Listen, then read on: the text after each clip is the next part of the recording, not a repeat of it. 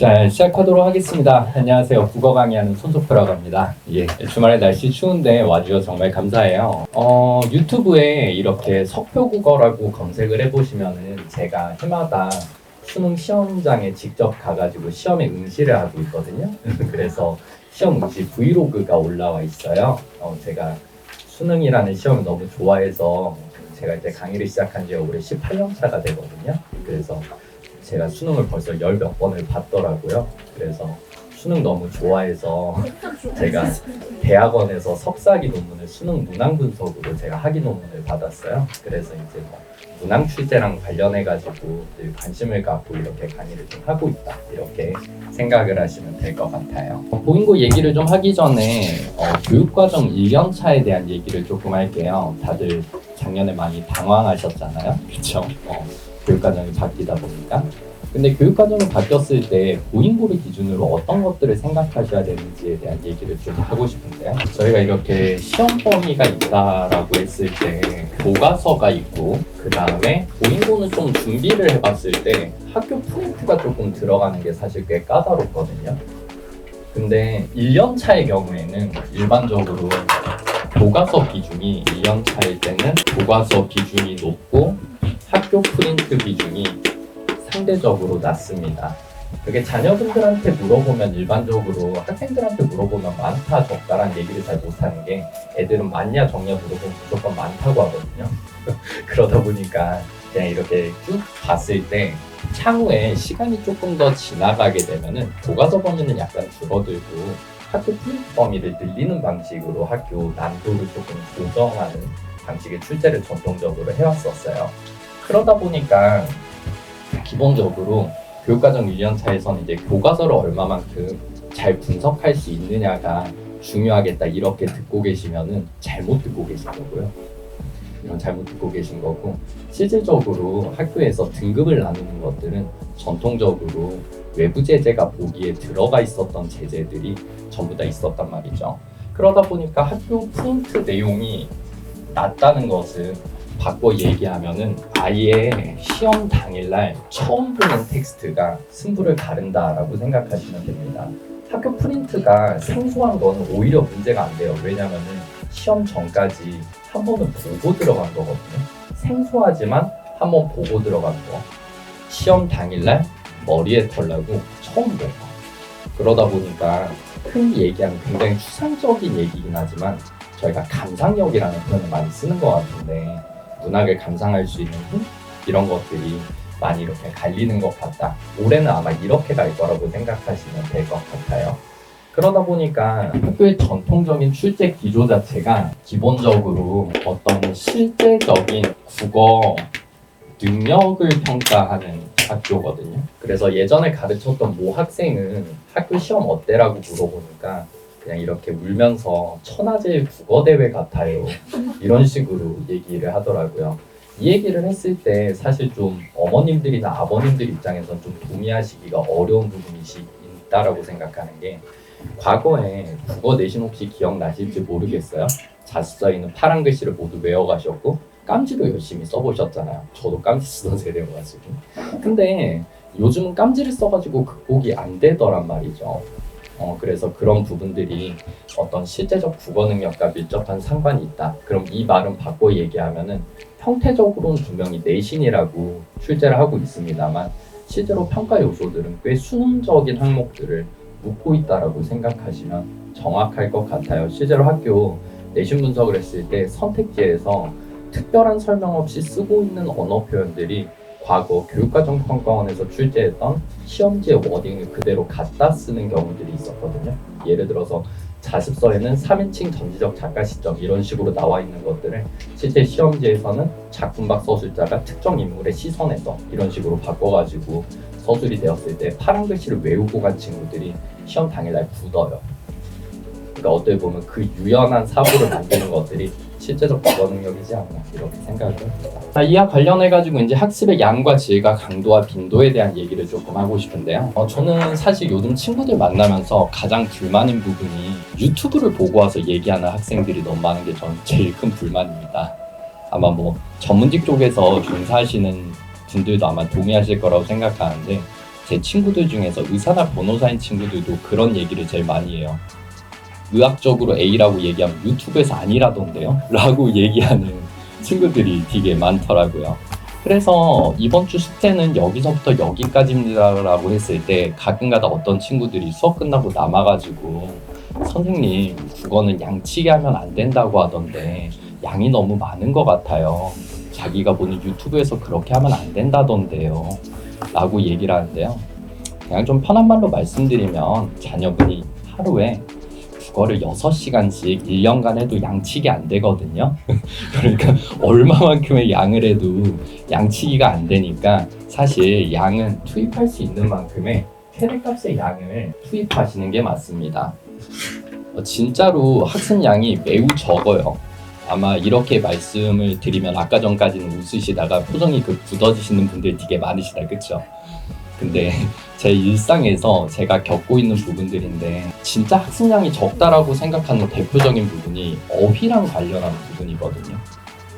이번 주에 제가 수업을 하다가 시조를 읽고 있는데 추풍이 어쩌고 저쩌고 이렇게 나왔는데 이렇게 얘기했을 때 진짜냐라는 표정으로 다들 물어보시는데 제가 추풍이 어쩌고 저쩌고 하다 자 그러니까 계절적 배경이 가을이죠라고 얘기를 했을 때 그거를 절반은 알아듣고 절반은 못 알아듣는 표정이라고요. 높은 확률로 자녀분들의 어휘력은 여기쯤 있을 확률이 굉장히 높습니다. 어떤 양의 공부를 하셔도 절대 양치기는 되실 수 없어요. 그래서 최대값의 양을 투입하셔야 되는 게 맞다. 이렇게 생각하시면 될 것 같습니다. 현재 저희 수업 질문조교 친구가 제가 이런 상황을 겪으면서 맨날 학생들한테 절대 국어교육과엔 진학하지 마라. 이런 얘기를 자주 했었는데 제 수업을 듣고 감동을 받아가지고 고대 국어교육과에 합격을 한 친구가 하나 있어요. 저희 질문조교거든요. 그 친구가 맨날 저 볼 때마다 선생님 왜 적극적으로 뜯어말리지 않으셨냐고 이런 식으로 얘기하는데 그 친구가 내년에 교생을 가는데 벌써부터 자기 깝깝하다고 막 그런 얘기를 되게 많이 하더라고요. 이 양은 최대로 가져가시는 게 맞고요. 그 다음에 학습의 질과 관련한 얘기를 조금 해드릴게요. 이거는 되게 중요할 수 있어요. 이게 자녀분들이 국어를 잘 못한다라고 얘기하면서 대부분 어휘에 대한 얘기를 굉장히 많이 하시거든요. 어휘력이 처참하다 이런 얘기들 많이 하시잖아요. 저 100% 동의하고요. 근데 그것과 별개로 문학 관련해서 사실 남학생들이랑 강의를 하다 보면 조금 어려운 부분 중에 하나가 문학적 해석이 매우 약한 친구들이 있어요. 유난히 약한 친구들이 되게 있거든요. 그러니까 맨날 이렇게 자기의 세계관에서는 뭐 100명이서 같이 섬에 떨어져서 한 명 남을 때까지 총 쏘는 것만 하다가 이렇게 왜 서로 헤어졌는데 눈물을 흘리는지를 동의하지 못하는 거예요. 이해되시죠? 근데 왜 그럴까라고 얘기를 했을 때 저는 세계관이라는 얘기를 조금 하고 싶거든요. 이거는 조금 1학기 때 문학 교과서에 나오는 얘기니까 조금 알고 계시면 좋아요. 자녀분들 이번에 지학사 문학 교과서로 내신 지시거든요.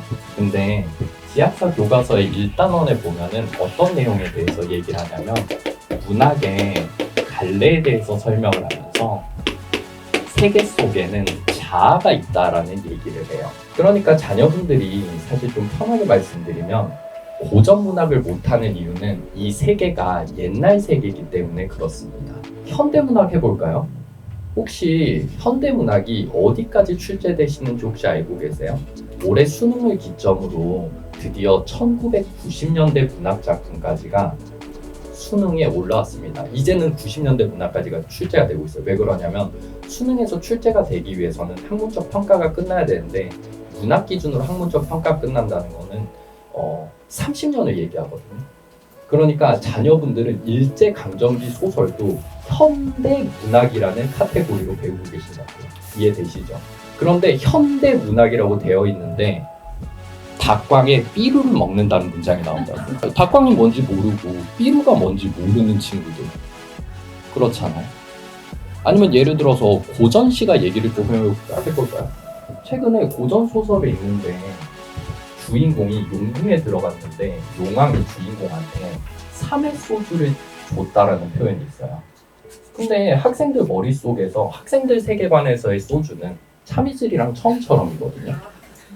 그럼 비싼 술일까요? 싼 술일까요? 애들 입장에서. 그쵸?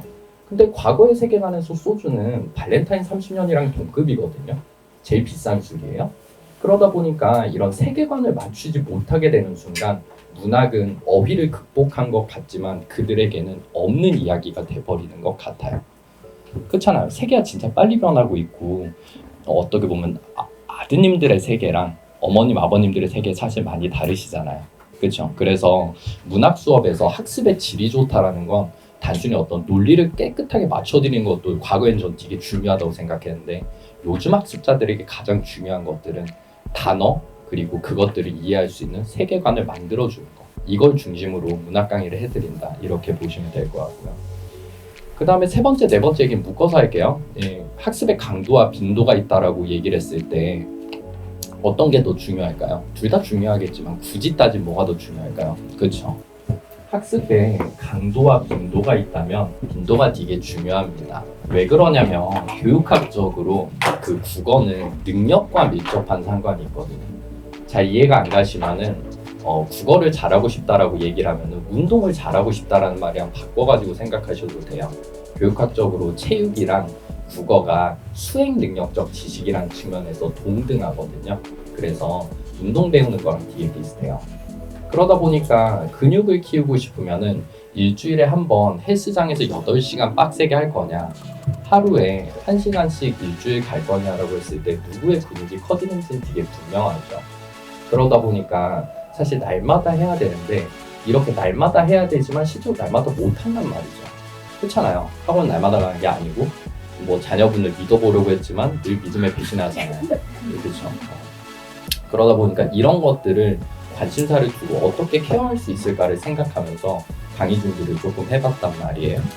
첫 번째로 이제 평일 중이나 주말에 실제로 저희 수업을 3년 동안 수강한 최상위권 선배들, 여기서 최상위권 선배들이라는 거 올해 수능 언어 많이 어려웠잖아요. 그래서 수능 언어 기준 표준 점수 상위 100%를 기준으로 지금 말씀을 드리는 거예요. 한 문제도 안 틀린 선배들이 와서 좀 봐줄 겁니다. 그래서 그 친구들이 조금 도와줄 건데요. 사실 남학생 클리닉에서 가장 중요한 거는 남학생들은 질문을 하지 않습니다. 그래서 분명히 학원에서 문자 되게 많이 받아 보셨을 거예요. 자녀분이 클리닉에 왔다, 클리닉에서 집에 잘 갔다, 이런 문자 많이 받으셨잖아요. 근데 그 안에서 무슨 일이 있는지 혹시 알고 계세요? 그렇잖아요. 그래서 저희는 그냥 진짜 클리닉을 해드리기 위해서 대부분 문학 공부를 처음 하는 친구들은 질문을 할 줄 모르며 유의미한 질문을 할 줄 몰라요. 대부분 질문이 왜 3번이 답이에요 수준의 질문이라고요. 그래서 분명하게 말씀드릴 수 있는 부분이 언제 왔다 언제 집에 갔다라는 문자는 안 보내드리겠지만 클리닉에 왔을 때 저희가 먼저 유의미한 질문을 해드릴게요. 어떤 시선에서요? 실제로 수능 문항 분석을 했던 학위 논문을 가진 사람의 시선과 실제로 수능 국어 100점을 맞은 학생의 시선에서 이걸 공부했으면 필연적으로 이런 질문이 있어야 될 건데 해당하는 걸 저희가 먼저 물어봐 드리겠습니다. 제가 봤을 땐 굉장히 장점이 있다고 생각해요.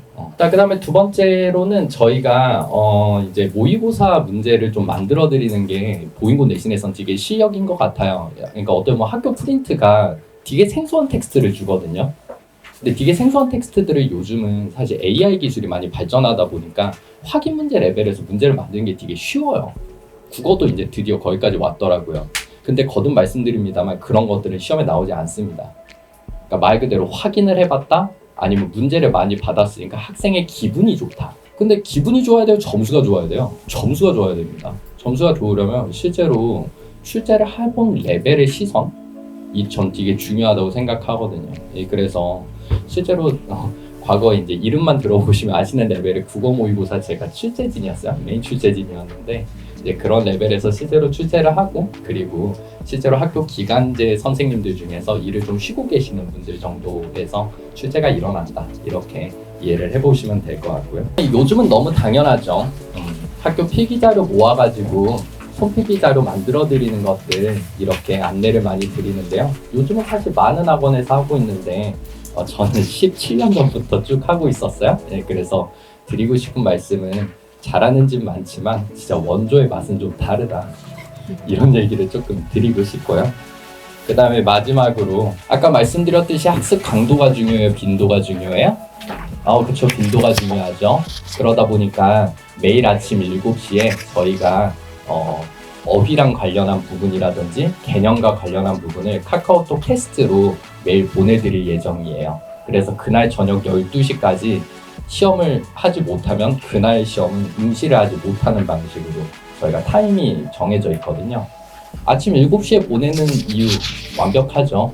학교 갈 때 이렇게 예쁜 여자분 릴스 보지 말고 이거라도 조금 하면서 가면 좋겠다. 이런 식으로 국어와 관련한 학습 빈도 맞춰드린다 라고 생각을 해보시면 될 것 같습니다. 사실 되게 자신 있게 준비를 하고 있는 형태의 수업이고요. 좀 말씀드리고 싶은 부분이 사실 국어는 누구를 만나서 어떤 인사이트를 얻냐가 사실 되게 중요한 과목이에요. 그리고 좀 드려보고 싶은 말씀이 잘하는 사람과 공부를 조금 해보시면 어떨까 라고 생각을 해서 시간을 마련했습니다. 감사합니다.